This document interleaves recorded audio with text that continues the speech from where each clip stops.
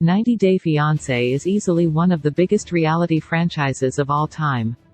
The original show is due to air its 10th season in early 2023, having finished its 9th season in fall 2022. The show boasts more than a dozen spin-offs thanks to its cult following and the stardom enjoyed by its most memorable cast members. For dedicated fans who revisit old episodes, the flaws in the show's core format may be more apparent on a rewatch. Its depiction of long-distance relationships and immigration, as well as the behaviors exhibited by some of its cast, may take the shine off the beloved franchise for many viewers. There are too many spin-offs. 90 Day Fiancé's mass popularity means that its demand was met with numerous spin-offs, such as 90 Day Fiancé, Before the 90 Days or 90 Day Fiancé, Happily Ever After, which fill in the gaps before and after the main seasons of the show. With over a dozen spin-offs, however, there is an excess of content for fans to catch up on. Spin-offs such as Pillow Talk, in which former cast members commentate on new seasons, seem less necessary. Some couples, such as Angela and Michael, have extended their relationship arc across multiple shows, making it difficult for more casual fans to catch up on where they are now without extensive knowledge of the show. Episodes are too long. 90 Day Fiancé, especially in some of its wildest seasons, has a lot of storylines for viewers to catch up on. In order to contain all the most dramatic scenes and cringe-worthy quotes of each 90 Day Fiancé couple, episodes can be over and a half long, the length of a typical movie. While this can keep viewers entertained, episodes can be time-consuming, especially for more casual viewers. Those who are re-watching their favorite seasons may find that episodes can be a bit of a drag when they're already familiar with the plots unfolding.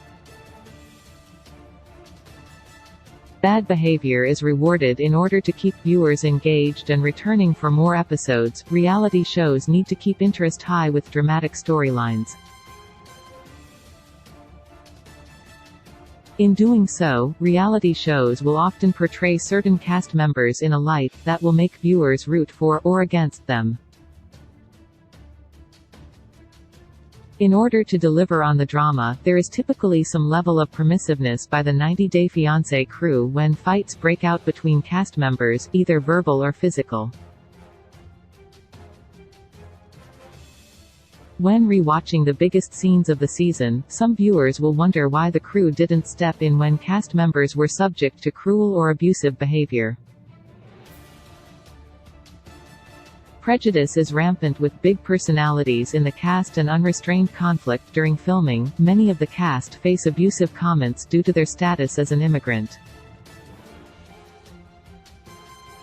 It is a common storyline for a non-American cast member, upon coming to live in the U.S. for the first time, be treated with suspicion by their fiancé or their family.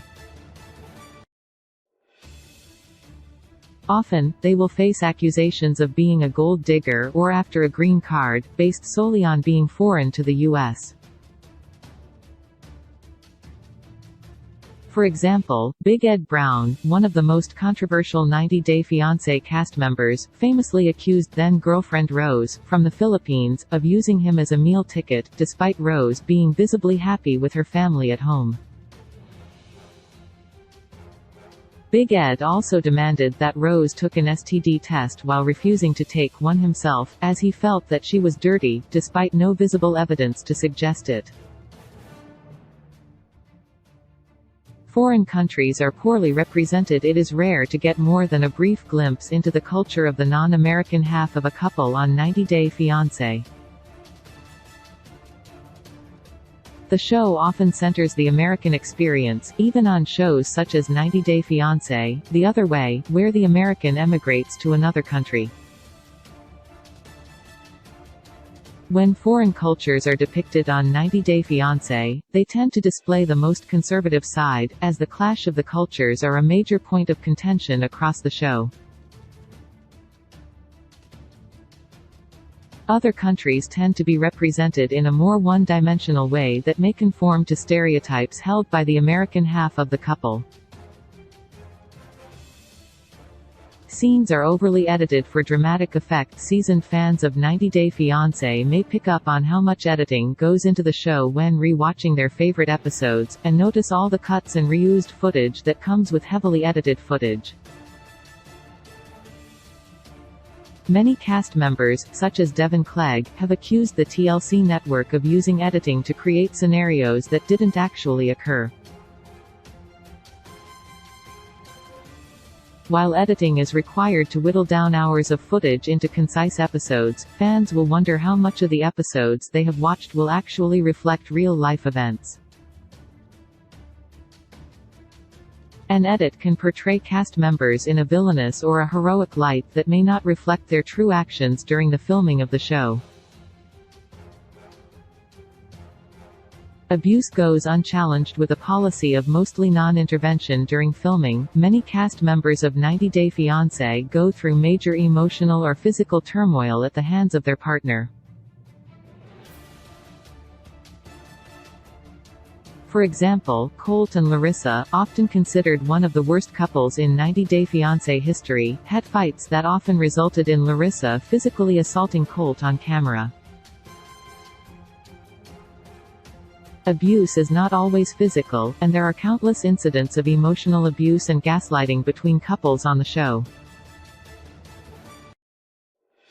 When re-watching the story arcs of some of the show's most tumultuous couples, many viewers will wonder why producers didn't step in when cast members were being harmed. It's an unrealistic depiction of long-distance relationships. In order to keep the show entertaining, reality show producers will look for cast members, and couples with the biggest personalities possible to keep viewers engaged. Couples on 90 Day Fiancé typically have dynamics that create a lot of tension and arguing, often having rather contrasting personalities to one another. Casting agents for the show have stated they look for couples that differ from the normal American relationship. This means that the couples on the show represent very few couples, especially those in a long-distance relationships. Their depiction on the show can misrepresent viewers on what a long-distance relationship dynamically generally looks like. The thoroughness of background checks is lacking. Former 90 Day Fiancé cast member Jeffrey Patchell was sentenced in 2022 to 18 years in prison for domestic violence and kidnapping of a previous partner, prior to his appearance in the franchise.